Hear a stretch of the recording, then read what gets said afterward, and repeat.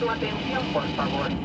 Mexicana extiende a ustedes la más cordial. Watching a home video of my family's first trip to Mexico brings back a flood of emotions. This trip was made possible by the Immigration Reform and Control Act of 1986 that I'll sign in a few minutes. Is the most comprehensive reform of our immigration laws since 1952. It's the product of one of the longest and most difficult legislative undertakings in the last 3 Congresses. So now, I'll get on with the signing and make this into law.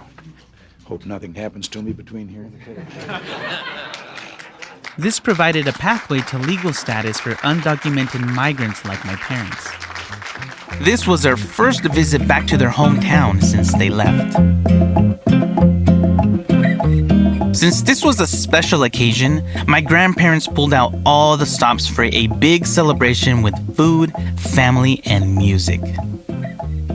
The front yard of my grandparents' house turned into a stage where the band set up and played long into the night. I vividly remember the feeling I had when they started playing the first songs of the night. A mixture of very upbeat and happy Latin American cumbia classics. Although I was too young and embarrassed to dance, that moment sparked my love for music. Throughout the evening, the band Grupo Lares, which I later found out was made up by all of my uncles, played various Mexican and Latin American classics. I was particularly fascinated with the drums and percussion.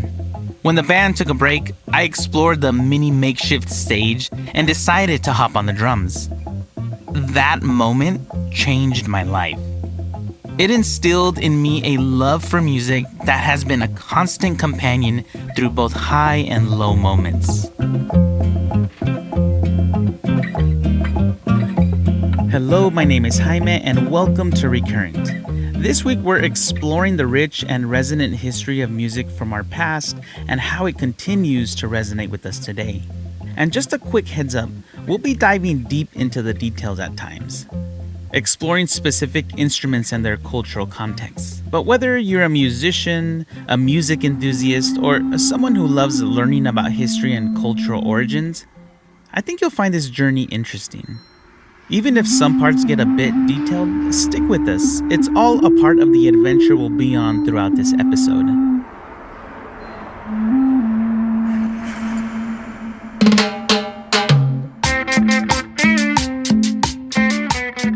I've always felt a deep connection to Latin and Mexican music, and because of that, it sparked a passion in me to explore and learn more about its origins and history.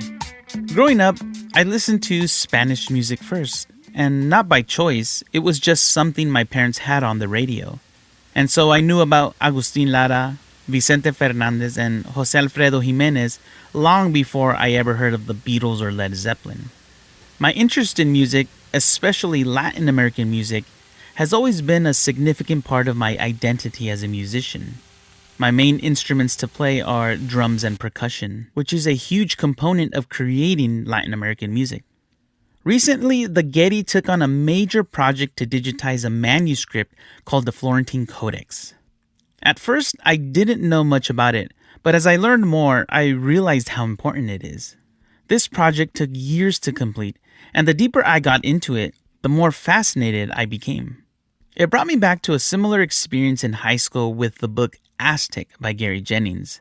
I was assigned this massive 745-page book that I didn't want to read. But once I started, I couldn't put it down. Discovering that the Florentine Codex is like this, but as a real historical document, was amazing. The Florentine Codex is full of incredible details about Aztec daily life, customs, religious practices, medicinal knowledge, and especially their music and instruments. This led me to Christopher Garcia. Okay, I am excited today because I am on my way to visit Christopher in his studio. And as a musician, it's always fun. You never know what to expect. Anything can happen. 24E, Building A, Building C, 24E. Hello. How you doing? Hey! How are you? So Nice to meet you. Yeah. I parked on the other side. I'm with Christopher Garcia, a musical polyglot, a multi-instrumentalist who plays breath, percussion, and string instruments of Mesoamerica. Just, There's 120 studios. Oh, wow. I mean, and it's all indiscreet. You can't even tell. Like, Right. So I've been here 25 years. 5 years. And you see, all the grunge people were here, then all the punk people were here, then all the hippie people were here. Yeah. Then all of the, what do they call them? The goth people were here. Yeah. But then they're gone. The wave, but you're still here. I'm still here, yeah. After our initial introductions, he said that he wanted to start our conversation by playing traditional Mesoamerican music for me. I would like to just play for you. Yes, of course. And then you just... Okay.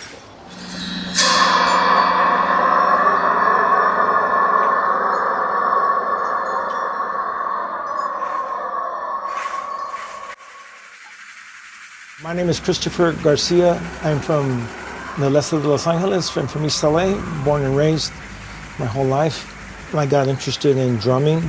I learned to play by watching people play because nobody had money for instruments and nobody had money for lessons.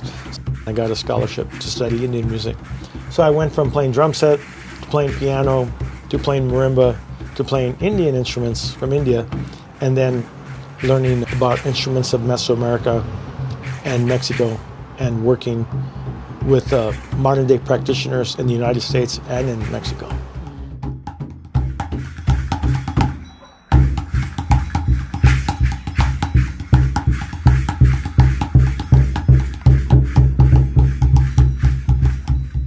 As Christopher played, I felt emotions starting to stir inside of me.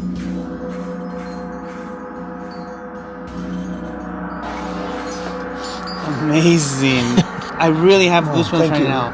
And I don't know how to explain it, but the closest thing that comes to my mind is just something inside of me was resonating that I don't want to sound too corny, but I feel has never been like awakened, activated. There you go. This happens all the time when we play. It doesn't matter what culture the person is from. Mm-hmm. They will tell us, I've never seen this or heard of it, but there's something that is causing me to resonate with what's going on. I cannot articulate how that is or what it is. And I said, I can't either, but I recognize it. When I play things I've never played before, the elders, they're like, oh, it's in the blood. I said that when that comes to you, just be open to it and go with it. Life and music, I compare it to riding a wave, right? You don't go into the ocean thinking that you're going to tell the wave where to go. The wave's going to take you wherever it's going to go. Hopefully, the longer you've been able to ride a wave, you learn to go with the wave. So what we learn to do is relax enough to be able for it to let it take you. When we do presentations, the first things we say is every person, every place, every thought, and everything has a resonance. And then we strike one instrument, and then we say that resonance being created here today will only be created here today because you're here today and we're here today. What you were playing, it wasn't rehearsed. You were just kind of letting the wave take you. Right, so I didn't play any specific rhythms, traditional or untraditional. I just went with the resonance of the instrument, right? Mm-hmm. And that's like human beings, right? You resonate differently than when you're in a boardroom with a bunch of strangers. Mm-hmm. And it's not like I'm going to resonate differently now. It just As we is. continue talking, Christopher mentions the Florentine Codex and the references to music that can be found in it. It's so wonderful that you can look up any aspect of it. You can just type in drum and it'll show you anytime the word drum is mentioned. Mm-hmm. You can type in, flute. You can type in music. You can type in, flower. And it'll show you, 80 times. I wanted to learn more, so I went to visit Kim Richter, a senior research specialist at the Getty Research Institute and the lead of the Florentine Codex initiative.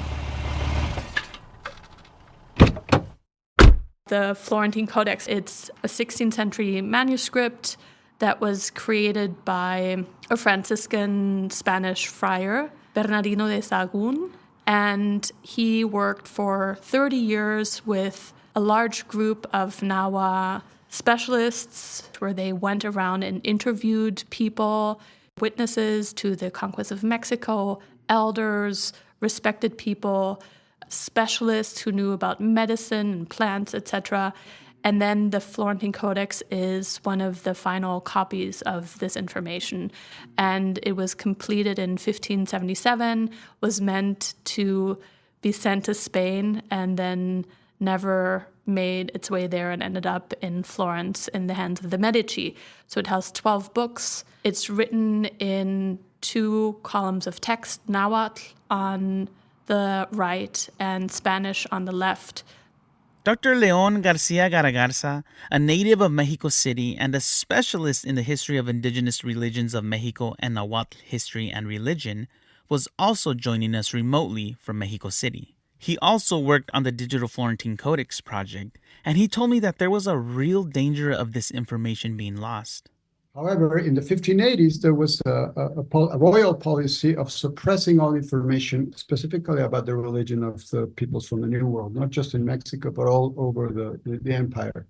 And that's how the manuscripts were confiscated, not just the Florentine Codex, but every type of manuscript that had been produced about the religion of the people in the New World was buried in archives or destroyed.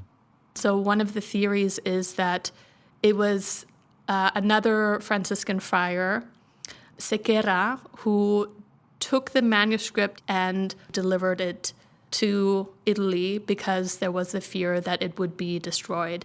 And he had good reasons to think about this, because this is a moment when the information in the Florentine Codex could have been perceived as dangerous because it had information about idolatries and heretical information, right? When the Spaniards came to the Americas, and this is recorded in the sources, they would have book-burning ceremonies.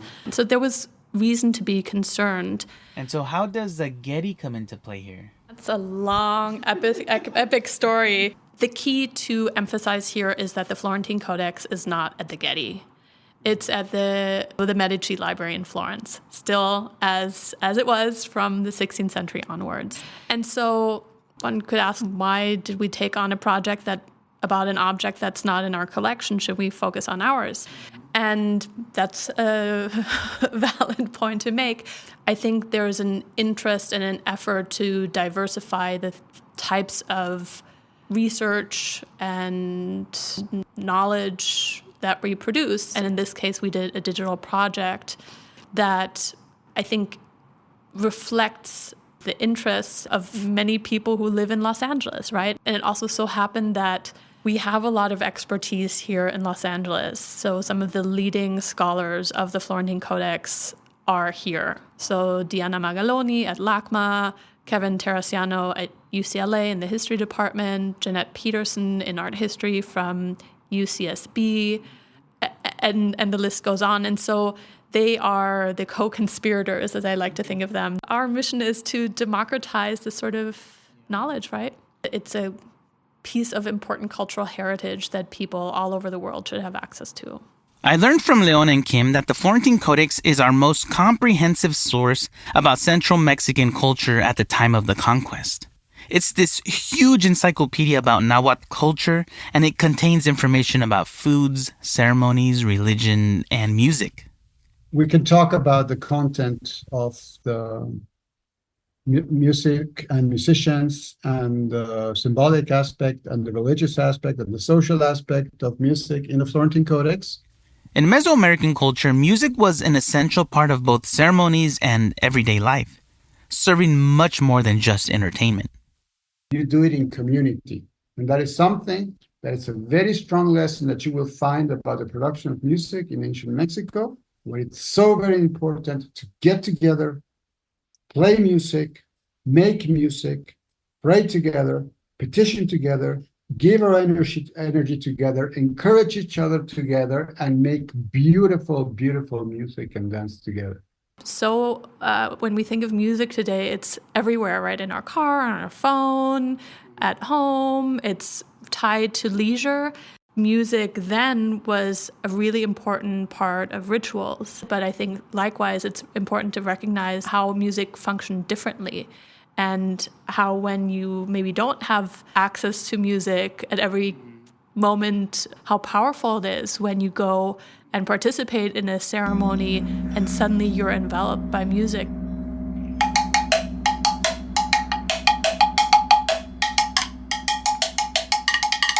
Let me tell you about the heart of the instrumental heart of Nahua music at the time before guitars were introduced. There are two main percussion instruments that usually go together, and they are really a symbolic dyad. You see, like complementary pairs of opposites, and they have a conversation with each other, and they represent different aspects of the cosmos, and they have different sacred histories of how they came to be. We are talking about the huehuetl, which is the ground drum, this vertical drum that is made of wood and is covered with a membrane, with a skin of an animal. It could have been a jaguar, or it could have been a deer, or any other animal that was suitable for that.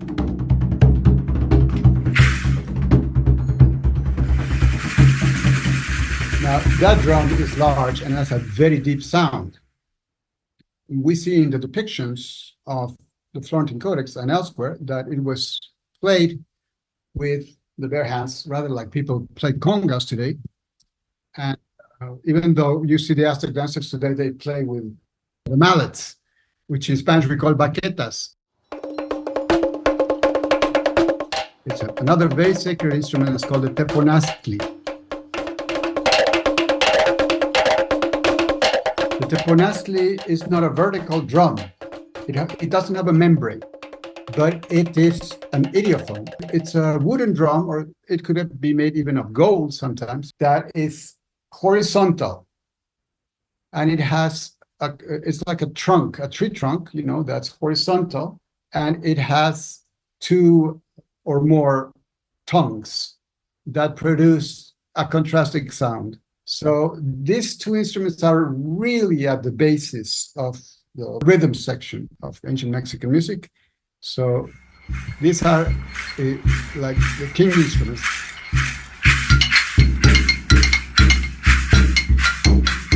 This talk with Leon and my musical experience with Christopher takes me back to that first family trip to Mexico.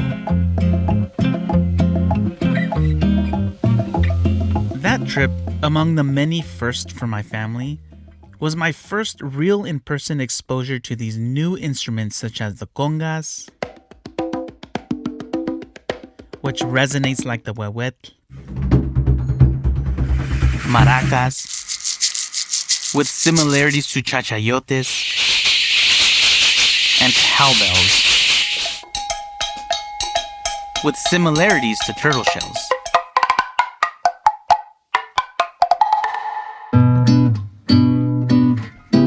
And just like then, that moment with Christopher introduced me to a whole new set of sounds and instruments that opened up my musical universe to something I had never experienced or felt before. He says the elders say it's in the blood, and it makes total sense now. My whole family, we're all musicians, and that's one of the things people would say about us. Oh, it's in the blood, está en la sangre. My grandpa was a musician, my uncles were musicians, my generation is full of musicians, and now all the younger generations are becoming musicians. And so it makes sense that yes, it has to be in our blood. Even though this new generation may not directly point to it as a major influence, that resonance memory, it somehow transmits to the music they are creating now. Here's Leon again. There's a continuum of it. And of course, after 300 years of colonization and 200 years of national modern identity, in Mexico and Central America, things have changed a lot as well. Do you think there's any bands or musical groups that are still carrying this tradition found in Mesoamerican music now, in our modern times? Most definitely, yes, yes. So a lot of these things have survived, but just have evolved in a way, right? Just they're just evolving, but they're still present in our lives. There are several groups that are inspired by the timbres, by the sounds of the instruments of that era. Now, I would have to say to one thing that would be kind of like a revival in a sense that it's kind of like a modernizing something that was back there, and it's absolutely legitimate. You see people mixing with synthesizers, and they get all cosmic and all that. Free y Caifanes, ¿qué más quieren? ¿Qué más quieren en la vida? This is audio of a Mexican TV program that was very popular in the early 90s titled Iberoamerica Va, hosted by Veronica Castro, a Mexican actress and TV personality. This show highlighted a lot of musical artists and bands in Mexico during that era. In this clip, she is interviewing El Tri, a classic Mexican rock band even for that time, and who are considered pioneers of Spanish rock in Mexico.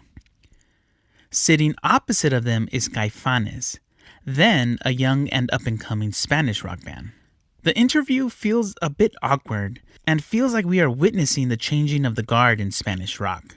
Similar to when a sports team drafts the aging superstar's replacement and they are holding a joint press conference together.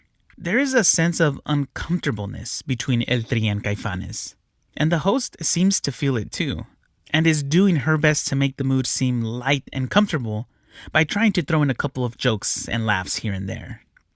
But it gets even more awkward when the host asks El Tri frontman Alex Lora if he enjoys the music of Caifanes.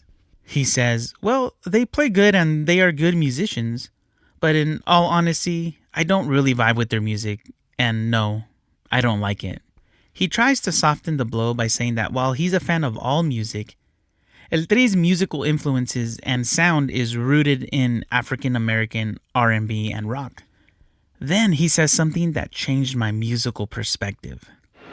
O sea, es rock and roll, pero no tiene una raíz. He says, they're rock and roll, but their root sound doesn't come from the traditional African American rock and roll sound.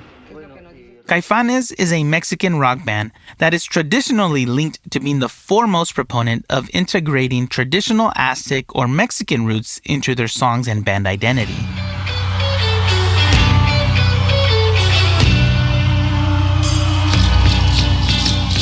You are listening to Afuera, one of their most famous songs, and if you listen closely, you can hear Mesoamerican influences.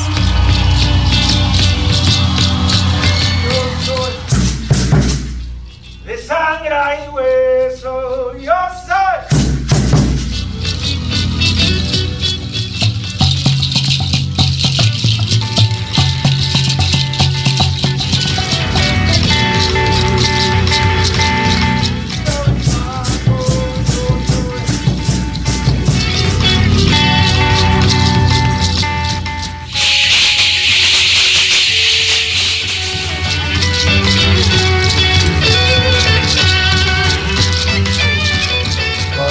Most occasions, the persona, the hitting music, it's done with old world instruments that have been adapted to Mexican music. That is the guitarra, guapanguera in eastern Mexico, and the violin. The violin has been adapted throughout the Americas because it's a very resonant instrument that kind of serves the same structural parallels as the huehuetl, the upright bass drum, and the teponazli horizontal drum did. That conversation is made now by string instruments. The violin takes place of the teponazli, that's the high voice, the singing voice, and the guitar is a rhythm instrument, that's the bass drum, you see? So you still see that the same parallels, music production. So you see all these beautiful notions about what it is to make music, how it is made. But as you can see, there are very, very deep cosmological undertones to all these concepts. Music is our linkage to the world, and music is not just what's been made by humans, It also happening through the wind, vibrating everywhere. The thing is just to capture it, to create it, to make it anew, to invent it.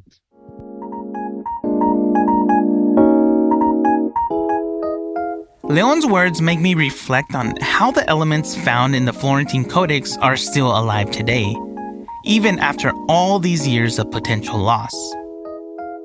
There is a cultural resilience that feels almost necessary to keep alive and to pass this knowledge on to the next generation. We see this in Dia de Muertos celebrations, traditional Aztec ceremonies with dance and drum, in the music of bands like Caifanes, in rural parts of Mexico, and on the streets of Mexico City. You have to go to many communities in Mexico, in Guatemala, or even in the United States, of indigenous people who are still playing the traditional instruments. But you will find it all over. You just have to look. And people don't pay attention to them because they think it's just a thing of poor Indians. They don't have the fancy books, but they have been reproducing their music continuously for centuries. If you go to Mexico City, you will see the Tlapitzalo, Tlatotonaque. You will see a man who's playing a little drum and playing a little flute at the same time for a dancing music. And he's not a fancy guy who knows all about Aztec history, but he's been playing the music of 500 years ago, still sounding in the streets of the city. So yes, you can still find that music. It's just that people don't pay attention to it. But it's so precious, and I hope that it will never disappear because it's still part of the sonic landscape of this country.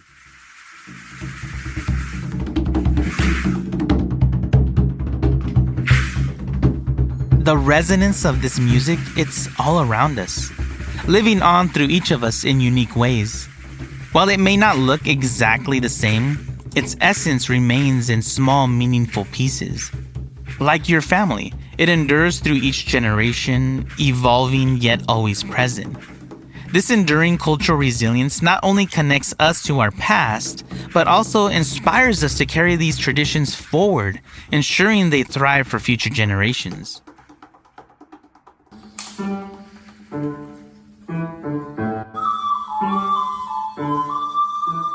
Here is Christopher and Pablo Leñero playing music as a contemporary music duo, Mexico e Temporal. It's a fascinating look at this mixing of sounds from the past and the present to create a new musical world. You can hear the huehuetli, chachayotes, and the teponatzli being fused with the sounds of a piano. One side of the music indigenous to the Americas, and the other brought to America in 1770, now coexisting and creating new sounds for us to enjoy.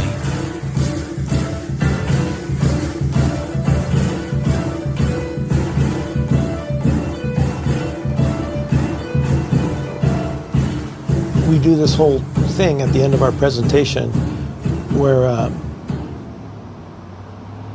I'll do it for you. Mm-hmm. We do this. We say no matter the color of our hair, the color of our eyes, or the color of our skin, no matter how we choose to identify ourselves, ancestrally, culturally, ethnically, physically, genetically, spiritually, the one thing we share as human beings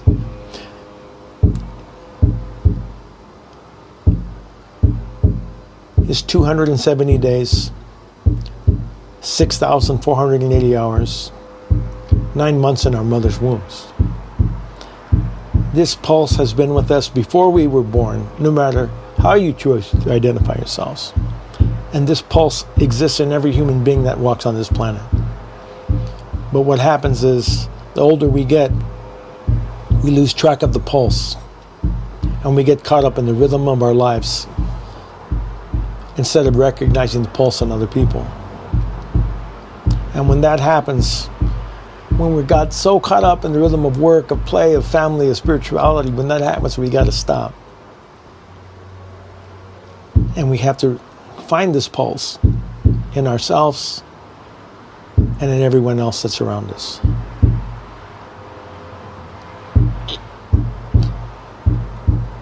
And the more we recognize that in ourselves and in others, and we realize that we are human beings, that we are indigenous to this planet. All of us are indigenous to this planet. And we always say, may we continue to live our lives with intention, with integrity, with intensity, with passion, and with the most difficult, balance. Because sooner or later, when you least expect it, no matter your age, you're out of time. And then we quote Sixto Rodriguez, the mystery of life is we never know when it's going to end. Wow. Amazing. Thank you so much. Wow. Man, that hits home. Definitely hits home. Thank you for joining me on this episode of ReCurrent. Join me in 2 weeks as we continue to explore the cultural heritage stories around us. Let's see what we can gain by keeping the past present.